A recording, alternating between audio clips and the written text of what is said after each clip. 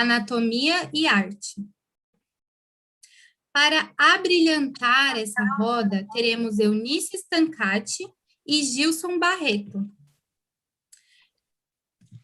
Gilson Barreto vai nos contar um pouco sobre a relação que a anatomia tem com a medicina, principalmente por meio das telas produzidas pelo artista italiano Michelangelo. Ele é médico cirurgião, formada pela Unicamp, é membro da Academia Campinense de Letras e autor do livro A Arte Secreta de Michelangelo, uma lição de anatomia na Capela Sistina. Nossa segunda palestrante, e muito conhecida por nós do... Sem dúvida. Então, são assuntos realmente, anatomia e arte, são assuntos que desde os primórdios dos tempos, um assunto extremamente imbricado, e essa máxima que encabeça o slide, a arte na medicina às vezes cura, quase sempre alivia, mas sempre consola. Então, para nós, na prática médica, não esquecermos de aplicar a arte, porque ela funciona como um ferramenta, como dos sinais e sintomas dos pacientes, que é uma abordagem do doente mais empírico-racional. Embora a literatura comente isso, há outros autores que comentam que, na verdade, essa abordagem racional do doente, prosperidade, saúde, enfim, bons fluidos. Vejam a sobrancelha de Horus. E nessa visão sagital do hemisfério cerebral, vejam o corpo caloso.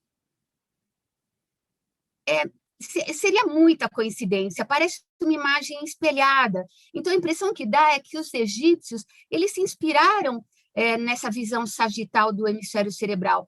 E tem mais, a pálpebra superior, espelhada com fórnix. Fórnix, um reconhecido elemento fundamental da estrutura do sistema límbico. Olhem a pálpebra inferior com essa projeção caudal, que seria, então, o hipotálamo, que se projeta caudalmente pela parte óptica e a parte infundibular, e mais, a pupila, ou melhor, a íris, retratando a massa ovoide do tálamo, a massa ovoide semicircular do tálamo. E, por fim, o tronco encefálico, a divisão do diencéfalo com mesencéfalo, a divisão do diencéfalo com mesencéfalo. Então, um simbolismo bastante interessante. Aqui um adorno representando também o olho de Horus, um talismã de pendurar em correntinha, né, bracelete. Então, aqui a gente vê a sobrancelha de Horus, o corpo caloso, a pálpebra superior, representando o fórnix, o tálamo, na íris e assim por diante. E os egípcios, como eles eram politeístas, tem também a respeito do pai de Horus uma alusão ao Osíris, porque a coluna vertebral de Osíris ela expressava força e estabilidade. E esse talismã, que na verdade, para quem já estudou anatomia, sabe que está um pouquinho desproporcional aqui os discos e os corpos vertebrais, mas o que se quis retratar aqui foi realmente o empilhamento dos corpos vertebrais intercalados pelos discos intervertebrais. Quem tem esse amuleto em casa consegue luz, saúde, prosperidade, estabilidade financeira, inclusive. E olhem que interessante, esse é considerado o atlas anatômico mais antigo do mundo, encontrado em escavações na China, e que já retratava os meridianos como pontos anatômicos de maior fluxo energético. Como eu sou geó, puxando um pouquinho de brasa para minha sardinha, e na época hipocrática, nós já estamos em 400 anos antes de Cristo, aqui uma tábua em pedra, uma escultura, mostrando uma mulher, uma parturiente, sendo assistida num trabalho de parto, e aqui o pai preocupado. E aqui também, eu achei bastante interessante colocar essa pintura encontrada numa escavação das ruínas de Pompeia, que demonstra um dos primeiros atos médicos de toda a humanidade. Então, é o herói Enéas, o guerreiro Enéas, que na Guerra de Troia ele é quase tão valoroso quanto o guerreiro Heitor, né? Então ele fica assim em segundo plano, e o Enéas até está com o filho dele Ascânio aqui chorando, ele sofreu um ferimento por flecha na região anteromedial da coxa, e o médico Iapix está tirando um corpo estranho, está tirando a ponta de seta desse ferimento cortante, pérfuro cortante, na coxa de Enéas, e aqui a mãe dele, a mãe do Enéas, a Vênus, abençoando, conferindo proteção. Já pulando para o Renascimento, o Leonardo da Vinci, genial, ele se inspirou no homem vitruviano. Vitrúvio foi um arquiteto romano para fazer o homem vitruviano tão famoso e uma figura tão conhecida que demonstra as proporções divinas dos segmentos corporais humanos. Então, que se acreditava que essa beleza na proporcionalidade dos segmentos corporais humanos só podia ser realmente uma dádiva de Deus. E, ainda falando de Da Vinci, reparem na similaridade desse desenho de Da Vinci com o feto dentro do útero. E esse, gente, é século XXI, ultrassonografia em 5D, com altíssimo grau de resolução. Então, vejam a similaridade das imagens. E tem um fator curioso nesse aspecto de desenhar os fetos antes da Renascença. A gente já está falando na Renascença, mas na Idade Média, início da Renascença, os fetos eram retratados assim. Por quê? Porque eles estavam envergonhados por causa do pecado original. Então, isso é bastante comentado também. Bom, eu não vou me deter em Michelangelo, nós temos aí uma figura ímpar do Dr. Gilson para explorar Michelangelo, mas eu não resisti a colocar esse detalhe da mão da estátua,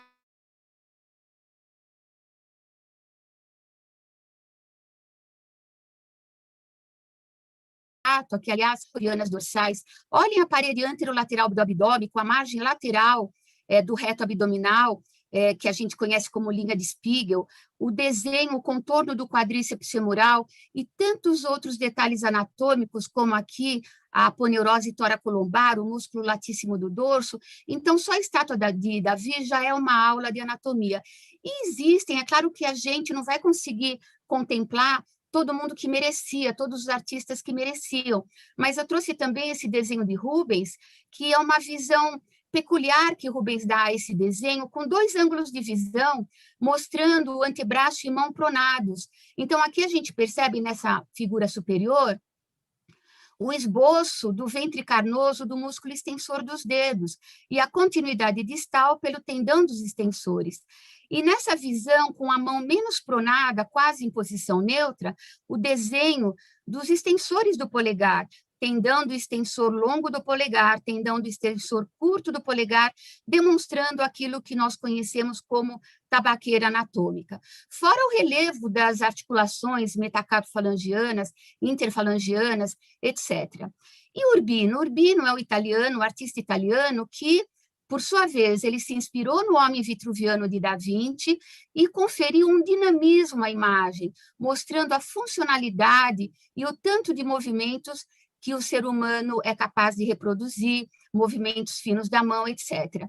Chegamos, então, agora no grande tratadista, que foi o belga Andrés Vesalius, que publicou esse tratado de anatomia, nessa época aqui, na metade do século XVI.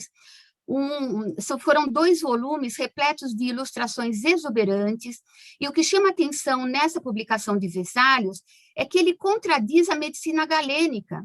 Galeno viveu nessa época. Olha a disparidade de tempo, dá quase 14 séculos. Então, os galenos, que eram os médicos antigos que seguiam os postulados de Galeno, muitas teorias de Galeno foram colocadas como equívoco. E, na verdade, Vesalius, ele vislumbra isso. Há muitos equívocos nos escritos de Galeno.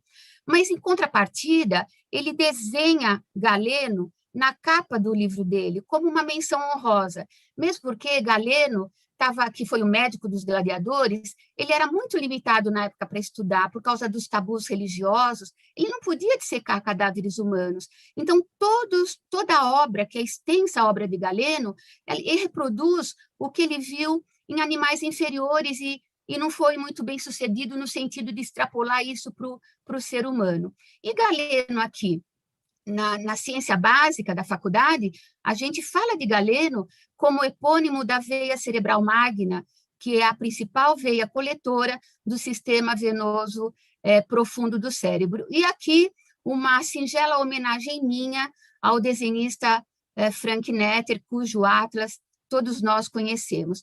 Vejam a preocupação artística na época dos desenhos de anatomia e dos livros e das publicações anatômicas em relação a ter um fundo paisagístico, mostrando esse pareamento de anatomia e arte e anatomia. E por que não também anatomia no teatro?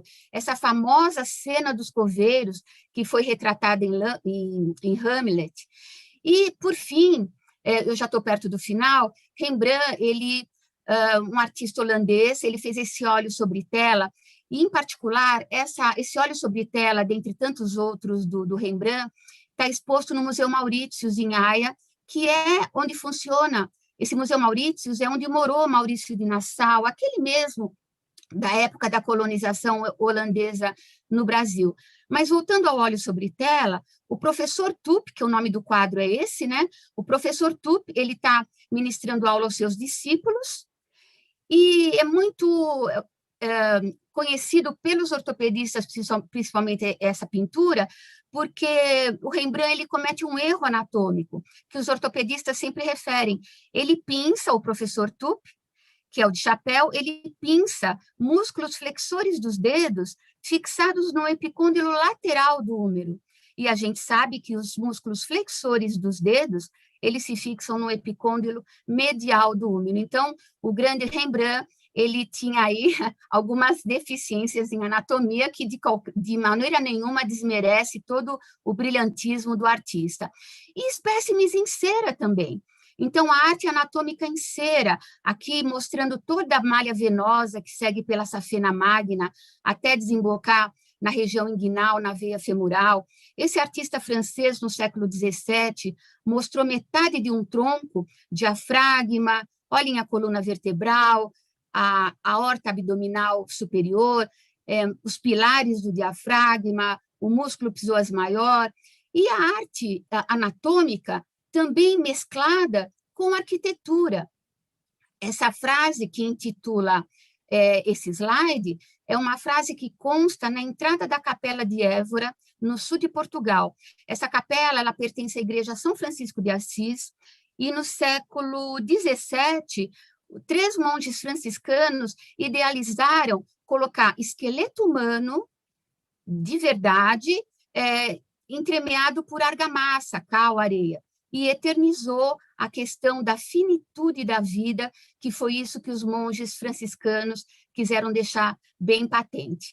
E a gente já está no século XVIII, e olha a preocupação artística e anatômica andando de mãos dadas de novo, um rico acervo de cera que existe nesse museu florentino, como se fossem os nossos bonecos lá da anatomia, aqueles nossos bonecos sintéticos.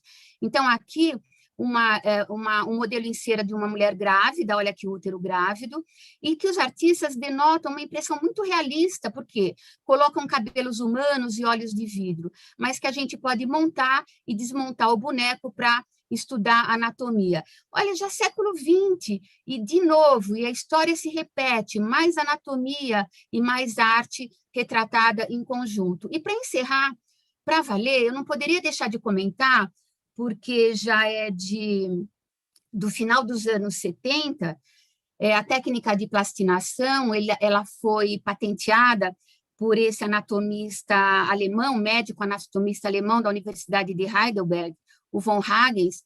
Eu costumo dizer que o von Hagens há quem ame e há quem odeie, porque ele faz exposição de todo o acervo dele, de cadáveres humanos plastinados, cuja durabilidade é bem maior do que cadáveres formolizados, e ele expõe esse acervo dele em espetáculos e itinerantes ao redor do mundo. Essa exposição já esteve em São Paulo, inclusive. E quem critica diz que realmente ele faz do corpo humano um espetáculo, né? A gente vê que cada período tem realmente os seus tabus, não estou dizendo que seja um tabu, mas é a visão de cada um que tem que ser respeitada. E a última coisinha que eu gostaria de observar é que von Hagens, com esse cadáver escalpelado, com certeza ele se baseou nessa figura que consta no Tratado de Valverde do século XVI. E não podemos deixar de admirar, nesse artista polêmico, né, o detalhamento e a precisão dos elementos anatômicos. Muito obrigada pela atenção.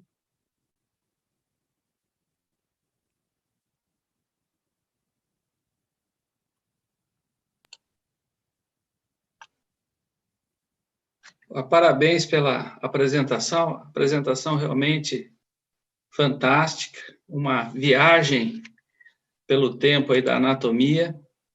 E eu só queria fazer algumas observações curiosas em relação à apresentação, acrescentar alguns detalhes que eu fiquei me lembrando aqui enquanto a senhora falava, doutora Eunice.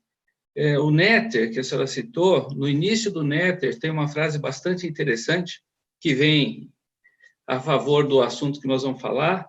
O Netter diz assim, os desenhos do Netter é a Capela Sistina do corpo humano. Né? E daqui a pouco nós vamos adentrar aí a Capela Sistina com algumas imagens. E em relação a essas figuras anatômicas em cera, também o Museu de Bolonha, da Universidade de Bolonha, tem um acervo em cera que é fantástico, fantástico. Então, quem tiver oportunidade, indo à Itália, indo a Bolonha, se Deus quiser, em breve essa pandemia vai nos permitir, assim que acabar, e quem tiver oportunidade, não deixe de ir ao Museu Anatômico de Bolonha, que é maravilhoso. E em relação a essa figura do von Hagen que a senhora colocou, que era um assunto que a gente poderia falar um pouquinho mais para frente, essa figura é do São Bartolomeu, que foi esfolado vivo, que ele está com uma faquinha na mão e segurando a própria pele. E, curiosamente, no juízo final, não no teto da Capela Sistina, mas na parede do altar, onde o Michelangelo pintou o juízo final, ele se retrata como São Bartolomeu. O autorretrato, como os artistas não podiam colocar a sua assinatura nessas obras que eram contratadas pelo clero ou pelos grandes mecenas, né, do momento, eles normalmente se retratavam nas obras de arte. E o Michelangelo cria seu autorretrato, isso é dito, é confirmado pelos historiadores de arte, como a pele do São Bartolomeu que ele pinta no juízo final. Era só para complementar esse detalhe, são coisas que eu pensei aqui enquanto a senhora fazia essa maravilhosa apresentação. Maravilhoso. Doutor Gilson, não sabia que era São Bartolomeu. É São Bartolomeu. Muito interessante. Puxa. É uma figura clássica e religiosa, né? Bom, eu vou tentar mostrar alguns slides também sobre a Capela Sistina para que o pessoal entenda aí a nossa ideia do Arte Secreta de Michelangelo, que é o livro onde nós fizemos essa leitura do teto da Capela Sistina. Eu vou tentar aqui colocar as imagens, vamos ver se eu consigo.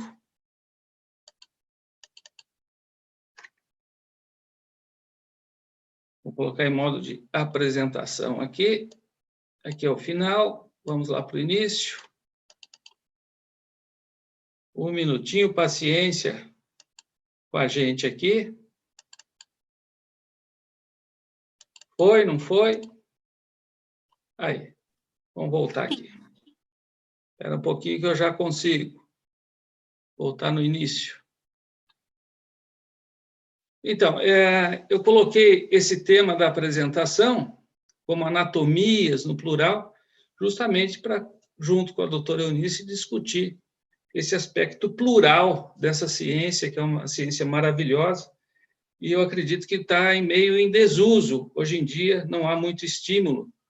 Acho que nem para os médicos estudarem anatomia. Eu imagino que a gente viva num mundo tão dinâmico, tão rápido, e a anatomia, sendo uma ciência estática, perde um pouco o interesse, né? Mas a gente vai tentar criar um pouco de estímulo em relação a essa ciência. Bom, vamos lá para a Capela Sistina. o trabalho, o livro, né, Arte Secreta de Michelangelo, começa com essa cena, que é uma das mais famosas, que é a criação do Adão, onde o Adão está formado e quase toca o dedo do Criador. Em 1990, eu ainda era residente aqui na Unicamp, de cirurgia geral, depois eu acabei fazendo cabeça e pescoço, e me deparei com a capa do JAMA, né, que é o Journal da Associação Médica Americana, onde havia a criação do Adão na capa. E o Franklin Meshberger, que é uma figura bastante bacana, infelizmente veio a falecer o ano passado, morava nos Estados Unidos, e ele faz uma interpretação dessa figura, né, do teto da Capela Sistina, dizendo o seguinte: olha, me parece que o Criador está dentro de um corte sagital do cérebro, né? E se a gente olhar em detalhes, a gente vai ver ali a díploe, né, na borda das figuras dos anjos, né, com as 3 camadas, a calota craniana com a díploe no centro, com o osso compacto externo, interno, lobo temporal, corpo caloso, hipófise.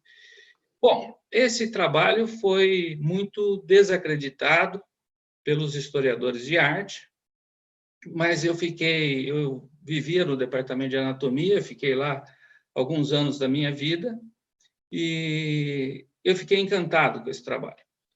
E aí vem um problema, né? Durante 12 anos, eu sempre divulguei esse trabalho em aula, apresentações, enfim, para amigos. E eu queria fazer uma crítica aqui, abrir um parêntese para fazer uma crítica ao sistema educacional, né? Como hoje eu não faço parte de universidade nenhuma, eu posso falar o que eu quiser, que eu não crio problema para mim, né? Talvez eu estou criando para a doutora Eunice, que é professora. Mas é o seguinte, o sistema educacional foi formado até o momento para a gente responder, né? Faz pergunta e o aluno responde, faz pergunta e o aluno responde. E me parece que no mundo moderno isso perdeu completamente o sentido, mesmo porque todas as respostas não estão mais no córtex, né? Estão na palma da mão, através do celular. E por que isso, né? A gente tem questionado provas fazendo perguntas, pedindo respostas, né? Os professores fazem as perguntas e os alunos respondem. E eu tenho sugerido, nas universidades onde a gente vai fazer um bate-papo, que os professores deem uma folha de papel em branco e os alunos façam as perguntas. As melhores perguntas terão as melhores notas. Porque a resposta hoje perdeu um sentido. E por que eu estou dizendo isso? Porque eu levei 12 anos para me fazer uma pergunta. Se eu acredito que isso é um corte sagital do cérebro, haverá outras estruturas anatômicas nas outras cenas? E aí que surge o livro.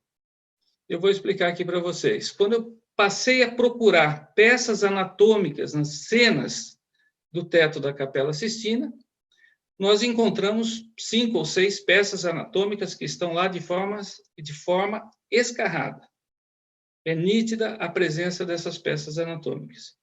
E aí, estudando Michelangelo, estudando um grande pesquisador italiano, que é o Argan, também já falecido, escreveu vários tratados sobre pintores, e quando ele vai falar sobre o Michelangelo, ele diz o seguinte: olha, o Michelangelo coloca todos os corpos em movimento, mas eles não estão fazendo nenhuma ação específica. E, além disso, existe um spot de luz sobre essas figuras. Então, analisando as peças anatômicas que a gente havia encontrado, com a posição dos personagens, a iconografia da cena, a parte pictórica, nós percebemos que tudo era coincidente. E isso não poderia ser uma coincidência. Então, imaginei que o Michelangelo fez sua obra dessa forma. No Isaías, que é um dos profetas, nós não temos só figuras religiosas, cenas religiosas, nós temos figuras pagãs também no teto da Capela Sistina, e aqui nós temos os profetas e as profetisas, que são figuras pagãs. O Isaías, eu sempre falo, se a gente estivesse fazendo mímica depois do jantar, como uma brincadeira, e o código fosse o cotovelo, talvez adquiríamos essa posição de colocar o cotovelo à frente, no centro, e ainda tem luz. E, curiosamente, observe os putis. Os putis são esses anjinhos de adorno que o Michelangelo pintou, eles também apontam para o cotovelo. O corpo do profeta, se a gente comparar com a articulação do cotovelo, nada mais é do que a presença aí da ulna, do rádio e do úmero, né? É um desenho da própria articulação. A imagem, vocês podem dizer, a imagem está virada de ponta cabeça. Nós estamos no teto, né? Não precisa virar de ponta cabeça, basta girar o pescoço. Aqui também nós temos outra sibila, a líbica, e observe que curioso, né? Eu sempre pergunto para onde, o que o Michelangelo queria mostrar nessa cena.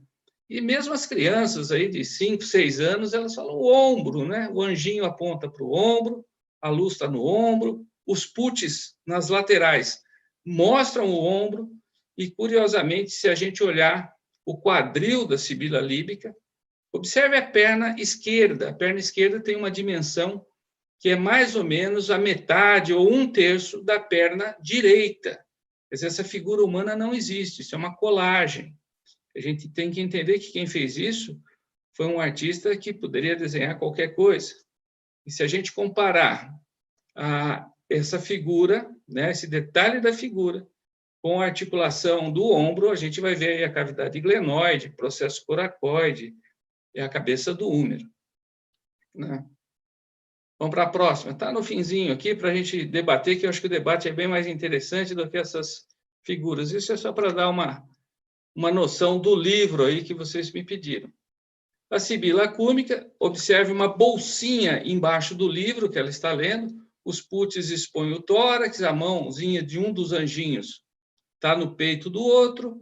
E se a gente comparar essa bolsinha, né, me parece ser uma bolsa, alguma coisa assim, abaixo do livro, com o coração que foi sacado junto com o pericárdio, a gente vai ter essa franja que corresponde ao diafragma, com os 3 grandes vasos da base, né? A veia cava superior, a aorta redonda, que aparece ali desenhada em branco, com 2 círculos, e o tronco da pulmonar, que é quadrado. Ainda, se a gente abrir o pericárdio, nós vamos ter o coração propriamente dito, representado na coxa direita da sibila cúmica, com o ventrículo esquerdo hipertrofiado, apresentando a coronária, que nasce lá na raiz da aorta e vai até o ápice, e ainda a coronária direita, circundando o ventrículo direito. Essa eu acho que é a última cena que eu vou mostrar, para a gente ir logo para o debate. Essa foi a cena mais complexa, mais difícil para que eu fizesse uma correlação. Esse anjo apontava, ou aponta, o anjo que está do lado direito da figura, ele aponta imperativamente para a região da orelha, da região temporal do profeta Joel, e eu me perguntava o que ele quer mostrar com isso, né? Mas olha que curioso, o osso temporal é um dos mais bonitos do crânio, né? O frontal, o occipital, o parietal são ossos côncavos e convexos, mas o temporal é um osso riquíssimo em estrutura, né? Então, nós temos um processo mastoide, sólido e triangular, representado com o apoio do braço direito do profeta. Nós temos o arco zigomático, que faz um looping na sua origem e é pontiagudo. Observe a carta que o profeta lê, que não tem nenhum sentido o Michelangelo ter desenhado dessa forma. E o limite superior do osso temporal, se fundindo, né, com o osso parietal, representado por esse manto que levita sobre o ombro do profeta. Então, é uma representação artística do osso temporal. Eu acho que essa imagem é lindíssima. Eu acho que é difícil de entender, né? Tem o poro acústico também, que é essa negritude abaixo da axila direita do profeta. Não é muito simples, mas todos os elementos ósseos do osso temporal estão representados no profeta Joel. E essas imagens aqui, que tem essa cadeira ergométrica da Bauhaus, a linguagem oide, ula e ulo, do latim, do grego, o homem de Vitrúvio na arquitetura, que a doutora Eunice já comentou, né, do von Hanger, que está aqui, uma imagem que nós fizemos aí igual, falando de tecnologia e anatomia. Então, eu acho que agora a gente poderia ir para um bate-papo para que a gente se aprofundasse aí nesses assuntos. Era isso.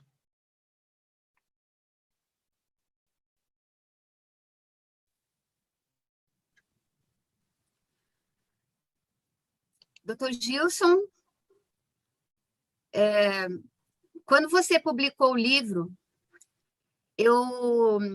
como sabem, né, eu sou GO, mas eu sempre fui uma apaixonada pela anatomia. Quando o senhor publicou o livro, eu fiquei enlouquecida.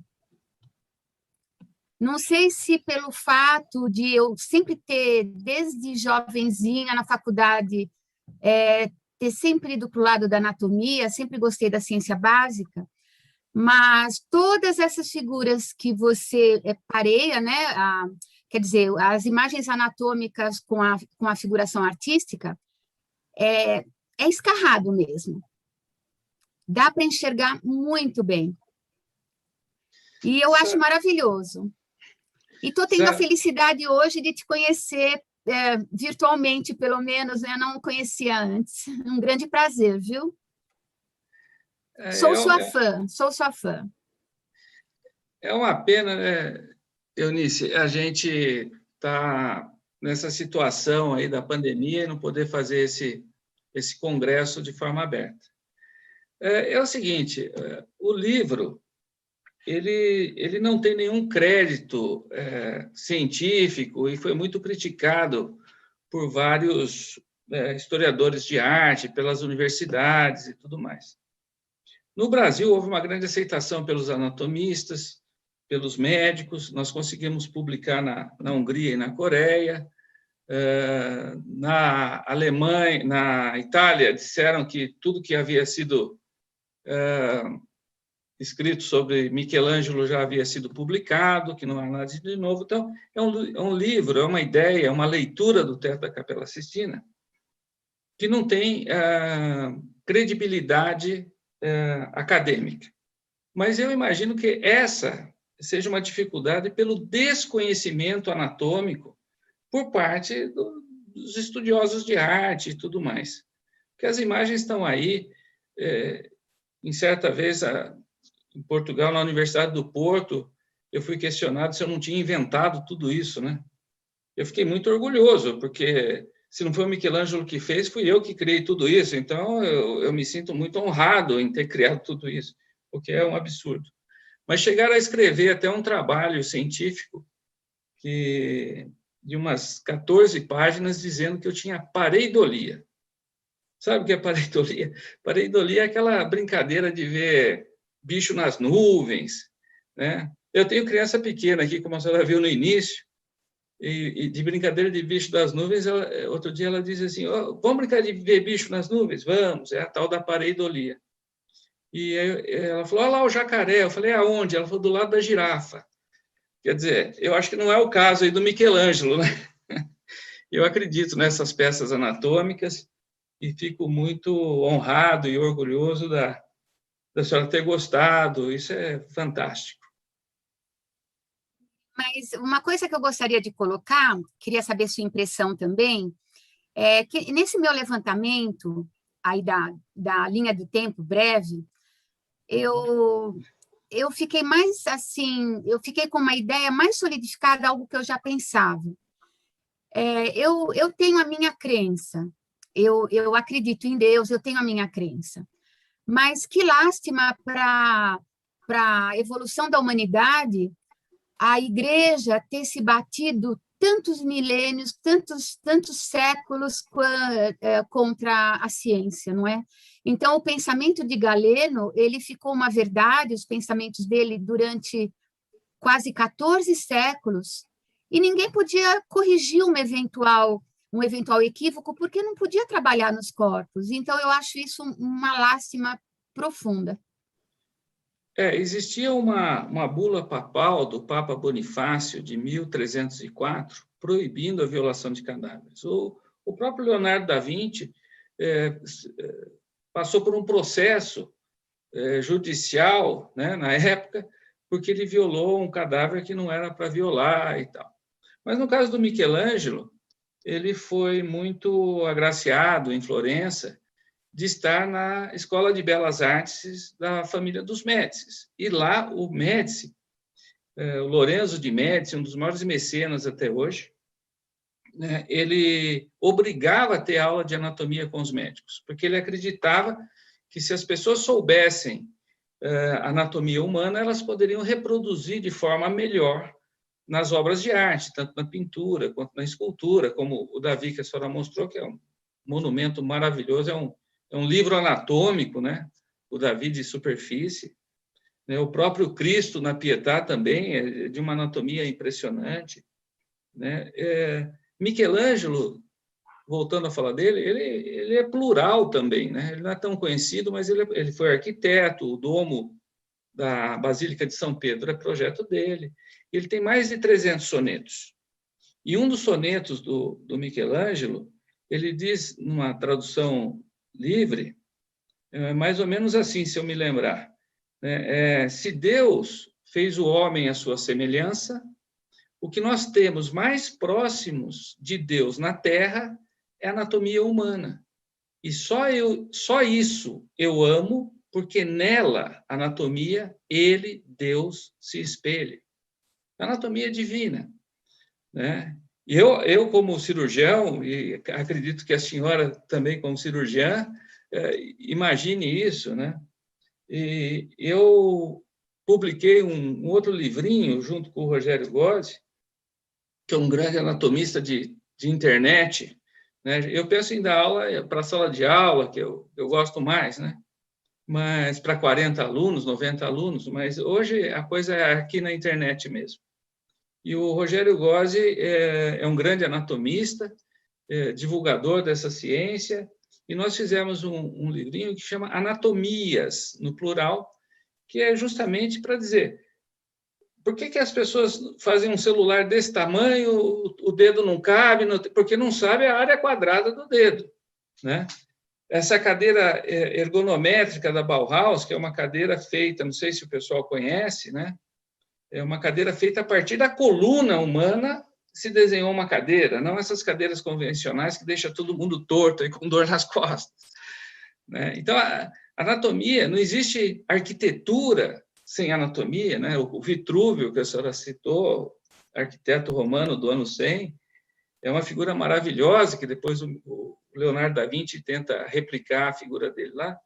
Mas como se faz uma caneta sem conhecer a anatomia da mão? Como se faz uma cadeira? Né? Por que a escada tem 18 de altura e 30 de largura, o degrau? É em função da anatomia humana. Né? Sem anatomia, eu digo o seguinte, no planeta Terra, tudo que existe de forma artificial foi feito em função da anatomia humana. Sem conhecer essa ciência, não se faz um teclado de computador, ou se faria melhor se conhecesse. Né? Concordo em tudo, gênero, número e grau. Agora, eu queria destacar, doutor Gilson, que, em relação à atualidade, né, a humanidade, se ela trouxe uma coisa de boa hoje, eu penso, por estudo da anatomia, foi, nas faculdades, agora, se associar o uso da imagem em paralelo, aproveitando a tecnologia. Né? Então, eu, na minha faculdade, eu fui ver minha primeira imagem no negatoscópio num período mais avançado de curso. E hoje os alunos já têm uma facilitação da imagem em 3D graças ao recurso da imagem. Então, isso a tecnologia trouxe de bom. Né? Muitas coisas ruins, eu acho, mas eu acho que isso a gente pode deduzir que realmente foi um ganho, né? Um ganho adicional, algo que agregou, eu quero dizer. Não, sem dúvida. tecnologia é essencial. Isso a gente não pode mais fugir disso e a gente tem que usar isso como uma grande ferramenta. Tanto é que nós estamos aqui conversando, né? Isso é fantástico, é maravilhoso. Eu não tenho nada contra a tecnologia, não. Eu sou muito a favor dela. Mas eu acho que, além dela, é preciso agregar um conhecimento. Quando, no último slide ali, nós colocamos ali o sufixo oide, que significa em forma de, né? E se a gente for ver termos anatômicos, o que tem de oide, né? Em forma de deltoide, trapezoide, sigmoide, tireoide, cricoide, e assim por diante, né? Em forma do quê? Né? Então, se a pessoa sabe um pouquinho de grego, um pouquinho dessa raiz das palavras, fica mais fácil, né? A anatomia fica simplória, né? E eu me deparo hoje com residentes de cirurgia que não sabem, ou sabem tem uma condição limitada de conhecimento anatômico. Eu não estou falando de detalhes anatômicos, eu estou falando anatomia geral, né? Outro termo em latim que a gente tem dito e tem usado, porque nós fizemos junto lá com o Rogério, um tal de Rogério Gozzi, que é esse anatomista, um vidionário. Vidionário, que ele chamou de vidionário, porque é essa coisa de internet, aí, não é físico. É sobre o sufixo ula e ulo, que é diminutivo em latim. Então, úvula, uvinha, clavícula, chave pequena, conclave, conchave, onde elege o Papa lá, né? Ventrículo é diminutivo. Diminutivo do quê? De ventre. Barriguinha do coração. O coração não tem ventrículo, tem barriguinha, tem aurícula, tem orelhinha, né? Então, a coisa fica tão lúdica. Esôfago. A gente fala esôfago, o pessoal acha que é uma palavra, né? Fago, fagocitose, célula que come. Fago é comida. Êxodo, caminho da comida, esôfago. Então, a anatomia tinha que ser ensinada, além da tecnologia, eu acho que de uma forma lúdica, simplória, porque aí as pessoas conseguiriam despertar, né, para algo mais, né, para uma curiosidade, porque eu acho que o grande desafio hoje não é colocar o aluno na frente de uma tela, não é ler o Néter, que talvez isso não tenha mais sentido hoje, mas é despertar o prazer pelo conhecimento, pela curiosidade de saber as coisas, né? Outro dia, eu adoro esses termos anatômicos, eu estudo isso, né? Não sei se eu estou sendo muito prolongando muito aqui, se eu estiver falando muito, a senhora me corta, por favor, doutora Eunice. As meninas estão controlando o tempo? Quer ver um termo que eu comentei outro dia? Eu comentei sobre o acetábulo, onde encaixa a cabeça do fêmur lá embaixo. Acetábulo vem de ácido acético, de vinagre. Era o potinho onde os romanos punham o vinagre, redondinho, em cima da mesa. Parece lá a cavidade. Então, essa coisa do conhecimento, ela tem que ser prazerosa. Conhecimento dá prazer à alma humana.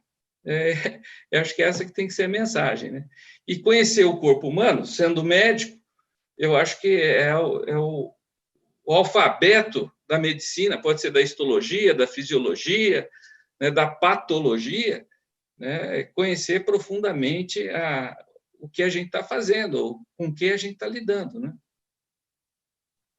Da onde surgiu a terminologia? Lógico, também, né? Entre outras coisas.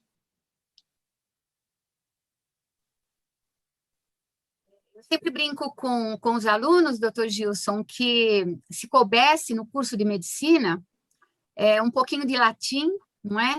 Para entender grego, para entender um pouquinho desses radicais, prefixo, sufixo. Aí eles dão risada, porque realmente não há tempo, mas ajudaria muito a memorização dos termos, porque o calouro, ele receia os termos. Não decorei. Mas não é para decorar, é para entender como é que foi composta a palavra. Exatamente. Esse é o primeiro passo. A primeira aula de anatomia teria que ser terminologia, conceitos básicos de grego e latim. Essa é a primeira aula de anatomia, né? E, a partir daí, descobrir que a maçaneta da sua casa está numa altura tal por causa da altura do seu braço em relação ao corpo, né? E se você for visitar lá nos Estados Unidos ou no Canadá, ou seja, onde for lá um estádio de futebol que é plural, que tem jogos de basquete, de futebol, você vai entrar no vestiário do pessoal de basquete e você vai se sentir lá, eu sou baixinho, mas um anãozinho, né? Porque não dá nem para abrir o armário. E por que foi feito daquele jeito? É em função da anatomia dos atletas que usam aquele espaço, né? Então, a anatomia é fantástica, a anatomia é linda, a anatomia é divina. Precisa saber anatomia para pintar, para esculpir, para operar, né?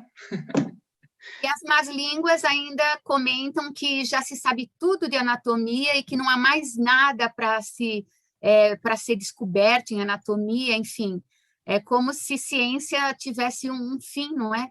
Um ponto de chegada é sempre um ponto de partida. Então, o fato dela ser estática, né, e parece ser um conhecimento imóvel, o que é uma grande mentira, porque o conhecimento anatômico dos setores do fígado proporcionaram o transplante de fígado do receptor, do doador, ressecção específicas de tumores, né? E é uma anatomia extremamente recente, né? Outro dia recebi um artigo de glândulas salivares lá no nasofaringe, descobertas, é um conglomerado de células descobertas que só aparece em ressonância magnética, que quando se injetava contraste aparecia, mas aquilo não existia. O que é aquilo? Aí foram lá dissecar cadáver e viram que tem glândulas salivares lá no nasofaringe.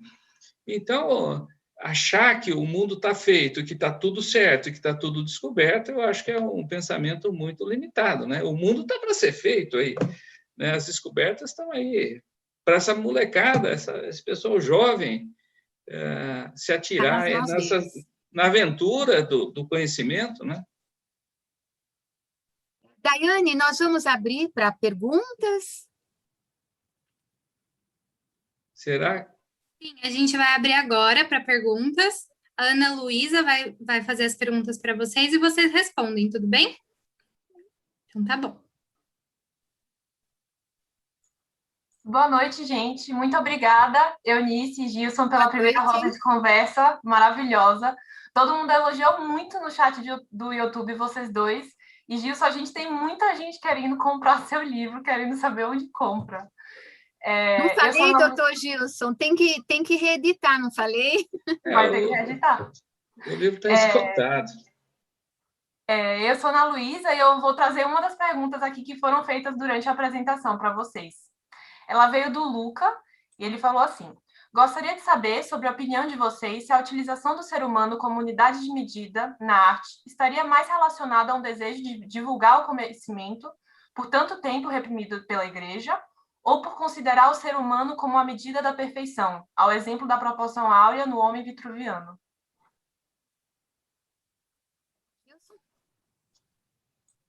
Vai lá, doutora Eunice, é para a senhora.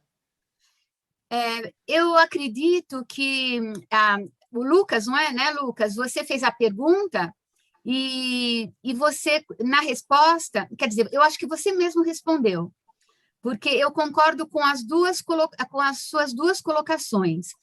Eu já vinha, desde jovenzinha, eu já vinha pensando nesse aspecto negativo da influência da Igreja sobre a ciência, porque a ciência e a fé, elas não podem se antagonizar. A ciência e a fé, elas têm que andar juntas. E não sou eu que estou falando isso. É o pesquisador Marcelo Gleiser, que ganhou um prêmio do norte da Europa, agora eu não lembro detalhes. Ele publica e ele fala da ciência que não é para competir com a fé. E ele ganhou um prêmio por afirmar isso. Então, já foi-se o tempo em que a Igreja realmente antagonizava o avanço da ciência. E eu acho que você está certo, viu, Lucas? Eu acho que a humanidade ela ficou muito reprimida. Imagine os antigos estudiosos com aquela sede de saber, com aquela avidez de conhecimento, e não poder, por exemplo, Leonardo da Vinci, ele chegou a dissecar à luz de velas, Você imagina uma pessoa num porão fétido, com uma luminosidade horrível, em um momento da vida, tem que dissecar nessas condições.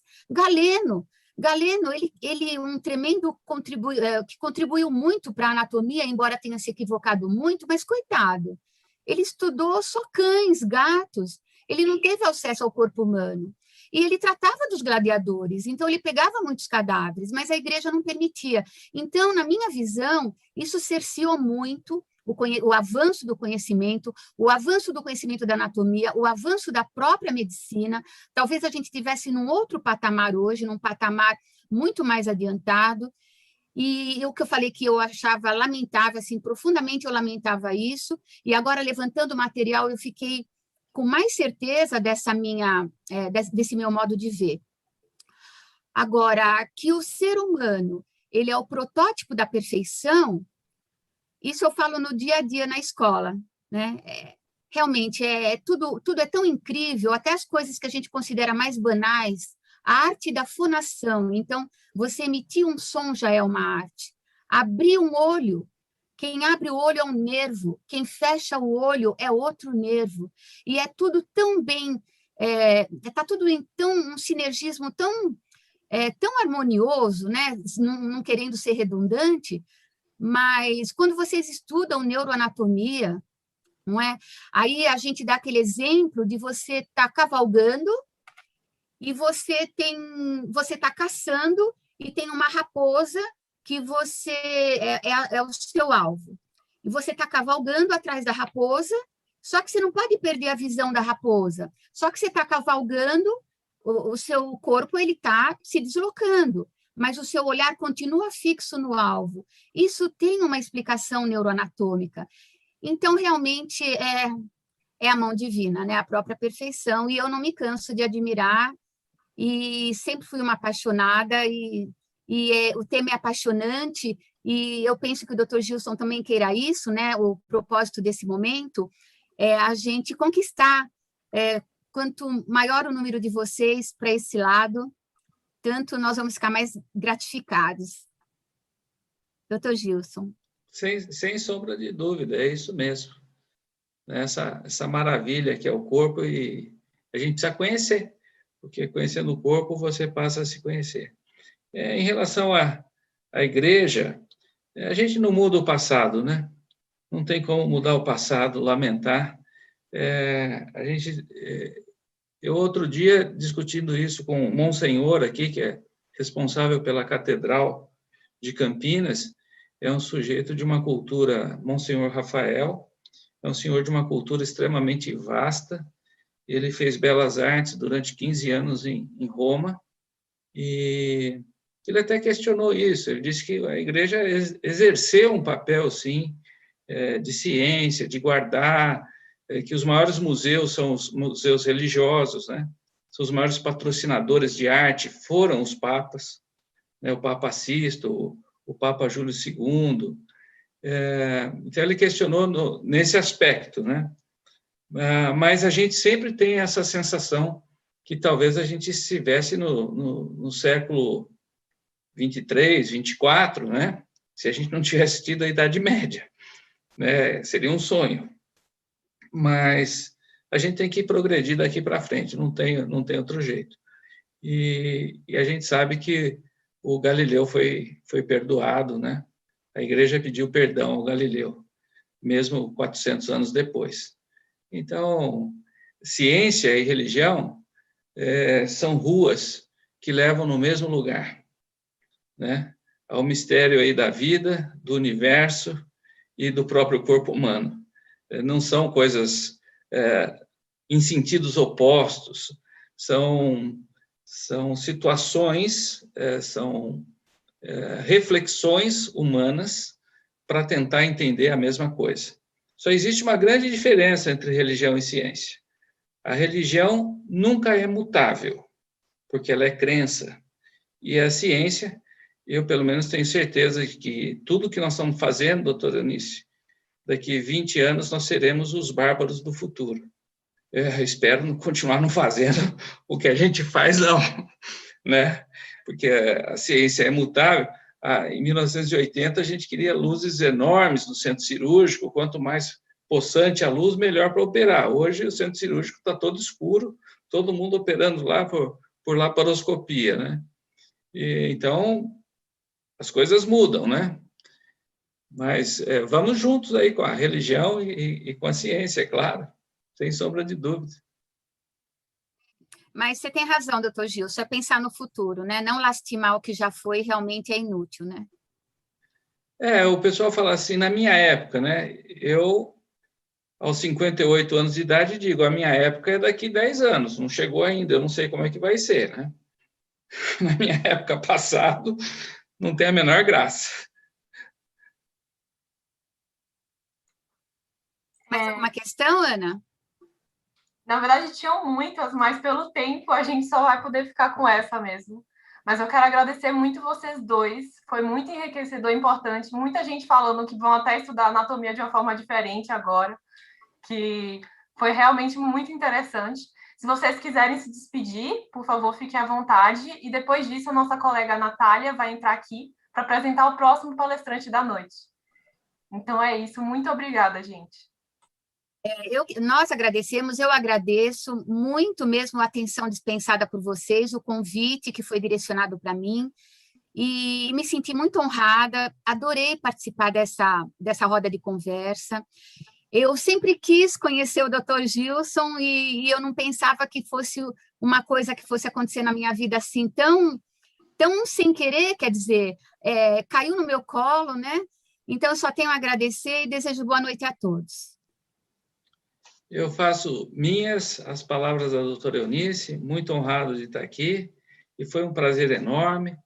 E se Deus assim o permitir, estaremos juntos, quem sabe, num outro congresso aí, pessoalmente, num futuro muito breve. Cuidem-se. Obrigado. Cuidem-se todos.